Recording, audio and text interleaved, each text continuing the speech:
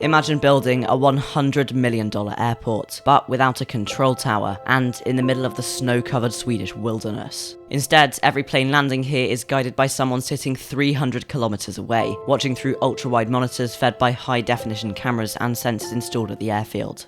Welcome to Scandinavian Mountains Airport, a remote seasonal outpost with no tower, no skyline, and no blueprint to follow. There's just snow, silence, and a fiber-optic link quietly controlling planes from afar. So how is such a small airfield completely redefining aviation? And can it secure an entire nation's uncertain economy before the clock runs out?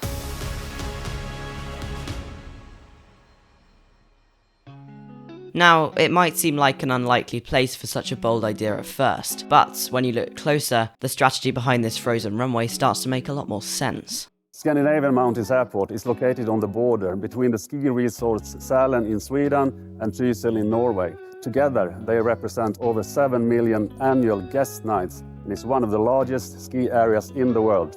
Right here on the Norway-Sweden border lies the airport, and one of the most sparsely populated regions in Europe. But beneath the snow lies a thriving alpine economy, and some of Scandinavia's most iconic ski resorts. Before this, getting here meant landing in Oslo or Stockholm, then enduring a 3-hour journey through icy mountain roads, turning what should have been a holiday into a travel nightmare. But now you can land and be at the slopes in under an hour. 5 major resorts lie within 40 minutes of the airport, including Trysil, Norway's largest, and Sweden's Sälen. Together, these slopes draw over 1 million visitors each winter.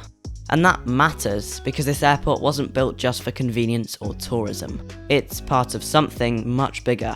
Norway's economy is still heavily reliant on fossil fuels, exporting the 4th largest amount of natural gas on Earth, and producing more oil than all of Europe combined. But as the world moves away from fossil fuels, that foundation is starting to shift.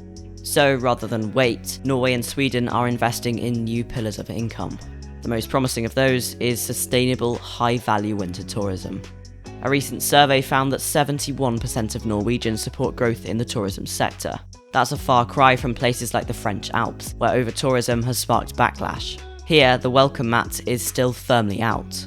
And this wasn't just a government-backed project. The majority of funding came from Skistar, which owns and operates most of the surrounding resorts. The Swedish state then covered the remaining 25%, or about 250 million Swedish krona, as a long-term regional investment.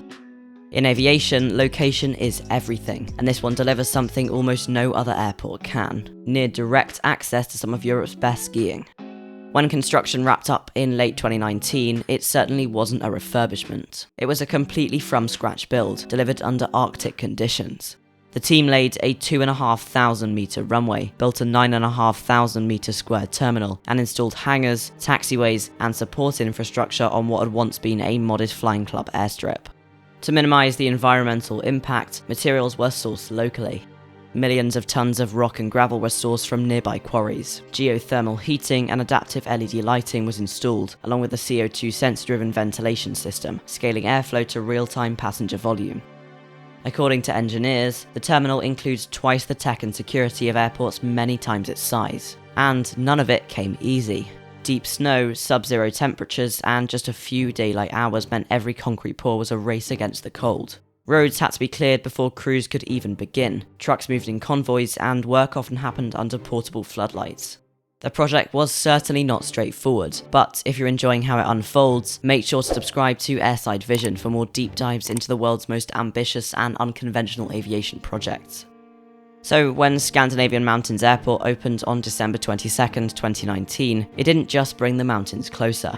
Because while most airports rely on a control tower rising above the runway, this one doesn't have one at all. Instead, a series of ultra-high-definition cameras, thermal sensors, and microphones relay everything to a remote control centre in Sundsvall, over 300 kilometers away. Inside, air traffic controllers sit behind panoramic screens, watching 225-degree digital views of the airport. They can zoom, switch angles, monitor noise, and overlay live data in real time. The advantages are certainly compelling. Controllers can manage multiple regional airports in a single facility, operational costs shrink, and adverse weather, which regularly blinds conventional towers in this part of the world, becomes far less of a concern. Saab, the defence company behind the system, also installed remote towers at London City Airport. But here, where visibility can drop to zero and temperatures routinely plunge below -20 degrees Celsius, it's proving just how resilient this technology can be. And since opening, passenger numbers have surged. EasyJet, SAS, TUI and Brathens all now operate direct flights from the UK, Netherlands, Denmark and Sweden, with new routes to Manchester and London Gatwick set to begin in late 2025. At Trysil, ski arrivals jumped over 40% between 2023 and 2024 alone, versus just 13% in the French Alps. So, was it worth it? At first glance, $115 million might seem a lot for a seasonal airport. But when you weigh in the enormous cuts in transfer times, the push for economic diversification, and the bold aviation technology now being proven here in classic Scandinavian fashion, it starts to feel less like a gamble, and more like a realised vision. So the next time you picture Scandinavia, look past the forests and the fjords, because hidden in the trees is an airport built for the future. Not just a gateway to the slopes, but a blueprint for how we might fly, build, and connect in the decades ahead. This is Scandinavian Mountains Airport, and this is only the beginning. Make sure to subscribe to Airside Vision for more stories where technology meets terrain, and aviation takes flight, even in the snow.